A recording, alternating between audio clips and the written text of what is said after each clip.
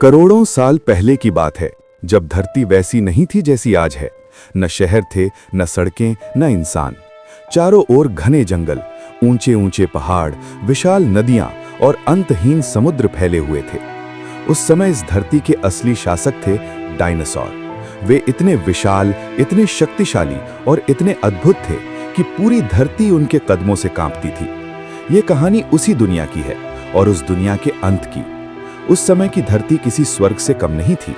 सूरज की रोशनी हरे भरे जंगलों पर पड़ती तो पत्तियां चमक उठती। नदियों का पानी शीशे की तरह साफ बहता था। आकाश में प्टेरोसॉर अपने विशाल पंख फैलाकर उड़ते थे और जमीन पर शाकाहारी डायनासोर झुंड बनाकर घास चरते थे।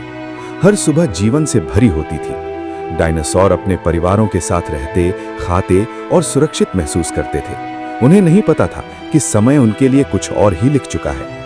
घने जंगल के बीच एक ऊंची चट्टान पर खड़ा था टायरानोसोरस रेक्स।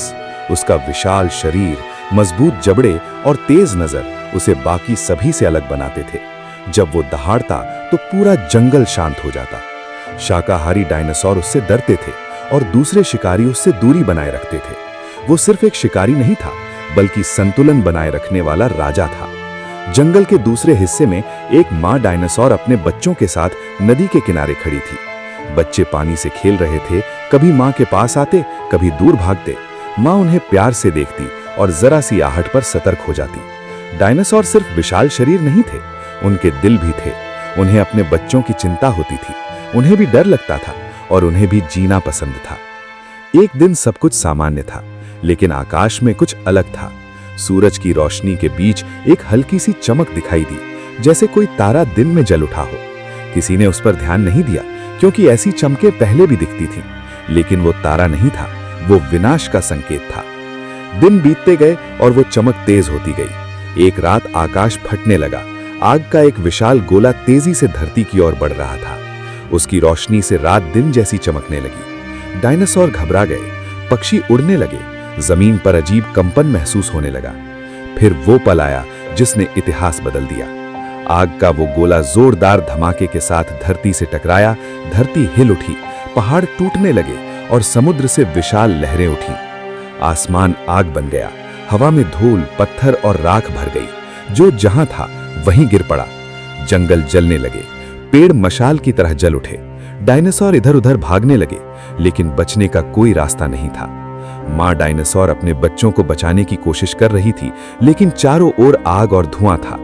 कई परिवार हमेशा के लिए बिछुड़ गए। टकराव के बाद आसमान में इतनी धूल और राख फैल गई कि सूरज दिखाई देना बंद हो गया। दिन भी रात जैसे हो गए। ठंड बढ़ने लगी, पौधे बिना सूरज के सूखने लगे, नदियां ठंडी हो गईं, धरती पर अजीब सन्नाटा छा गया। सबसे बड़ा संकट भूख था। शाकाहारी डायनासोरों को खाने के लिए कुछ नहीं मिल रहा था। शिकारी डायनासोर भी कमजोर पड़ने लगे।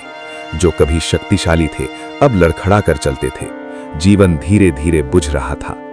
उसी चट्टान पर जहां कभी टायरानोसोरस रेक्स राज करता था, अब वो थका हुआ खड़ा था। उसकी आंखों में अब शक्ति नहीं, बल्कि गहरी उदासी थी। उसने आसमान की ओर देखा और आखिरी बार दहाड़ा। ये दहाड़ डर की नहीं थी, ये विदाई की थी, अपने युग से, अपनी दुनिया से। धीरे धीरे धरती शांत हो गई। जंगल राख बन चुके थे, नदियां बह रही थीं, लेकिन जीवन के बिना। डायनासोरों का युग समाप्त हो चुका था। करोड़ों सालों का इतिहास मिट्टी में बदल गया था। काफी समय बाद जब धूल बैठी और सूरज की किरणें फिर से धरती तक पहुंची, छोटे छोटे पौधे उगने लगे। छोटे जीव जो इस विनाश से बच गए थे, बाहर आने लगे। जीवन ने फिर से सांस ली। डायनासोर इस धरती से चले गए, लेकिन उनकी कहानी कभी खत्म नहीं हुई। उनके जीवाश्म आज भी हमें बताते हैं कि धरती ने कितना कुछ देखा है। ये कहानी सिर्फ अंत की नहीं है, ये बदलाव की कहानी है, क्योंकि इस धरती पर हर अंत के बाद एक नई शुरुआत होती है।